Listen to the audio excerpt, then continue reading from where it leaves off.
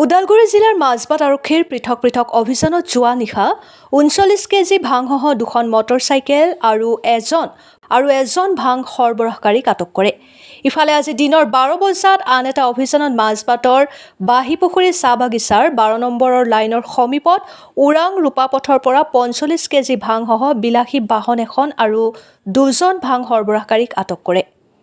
জানিব পৰা মতে যোৱা নিশা বিশেষ সূত্ৰৰ খবৰৰ ভিত্তিত ৰৌতাৰ আৰক্ষী চক্ৰ পৰিদৰ্শক উৎপল শৰ্মা, মাজবাট আৰক্ষী থানাৰ ভাৰপ্ৰাপ্ত আৰক্ষী বিষয়া সঞ্জয় কুমাৰ ডুবে আৰু লালপানী আৰক্ষী চকীৰ IC প্ৰণৱ বৰুৱা, SI কুশল চন্দ্ৰ নাথৰ লগত যোৱা এটা বৃহৎ আৰক্ষীৰ দলে অসম-অৰুণাচল সীমান্ত এলেকাৰ জিয়াগুৰি অঞ্চলত অভিযান চলায়। আৰক্ষীৰ উক্ত অভিযানত হাবিৰ মাজত লুকুৱাই থোৱা অৱস্থাত ৩৯ কেজি ভাং AS13B0779 AS01AP 2560 নম্বৰৰ 2খন মটৰচাইকেল সহ জিয়াগুৰি গাঁৱৰ বিবিচা বসুমতাৰী নামৰ এজন ভাং সৰবৰাহকাৰীক আটক কৰি মাজবাট আৰক্ষী থানালৈ লৈ আহে।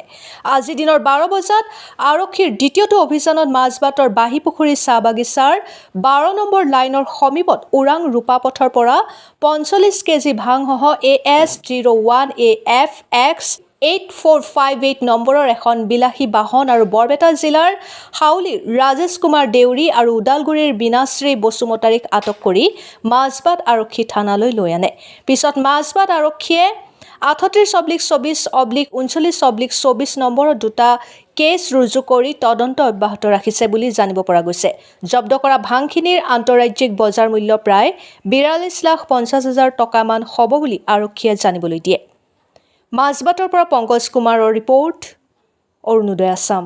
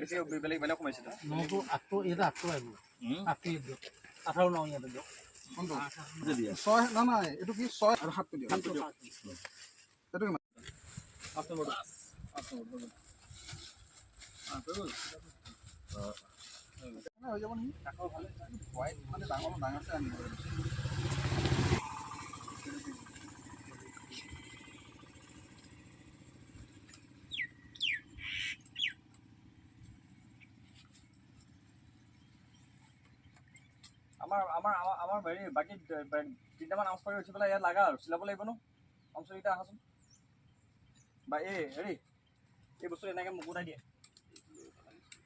ফোনটো এনেকৈ মুকুটাই দিয়ে আমটো দিয়ে না তুমি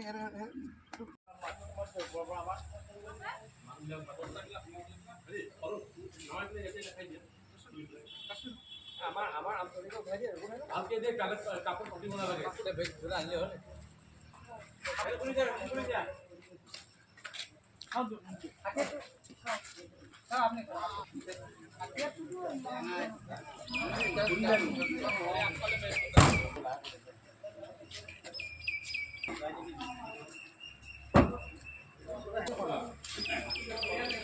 আনিলে হ'ল স্মাইল